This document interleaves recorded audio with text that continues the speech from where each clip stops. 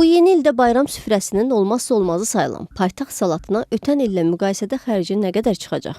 Bu salatın 4 nəfərlik ailə üçün supermarket qiymətlərinə görə neçə manat tutacağını hesabladıq. 300 qram dana ətinə 7 manat 50 qəpik, 400 qram kartofa 50 qəpik, 200 qram yer kökünə 30 qəpik, 4 yumurtaya 70 qəpik, 150 qram şoraba xiyara 1 manat 10 qəpik, 150 qram yaşıl noxuda 1 manat, 200 ml mayonezə 80 qəpik, bir dəstə göyərtiyə 30 qəpik verəcəksən. Ümumilikdə 4 nəfərlik salat sənə 12 manat 20 qəpiyə başa gələcək. Şoraba üçün xiyar, yaşıl noxud və mayonezi lazım olan miqdarda tapa bilməsən və daha böyük qablaşdırma alsan, həmçinin salata biraz smetan və təzə xiyar əlavə etmək istəsən, salatın qiyməti bir qədər baha olacaq. Təxminən 20 manat. Azərbaycanda ailələr bu salatı adətən bir neçə gün yeyə bilməsi üçün ərzaqların miqdarını daha çox götürür. Ailə üzv və qonaq sayı artdıqca qiymət bahalanması da daha çox hiss edilir. Rəsmi statistikaya görə 2025-ci ilin noyabrında qiymətlər 2024-cü ilin eyni ayı ilə müqayisədə 5,5% artıb. Ən çox bahalaşma isə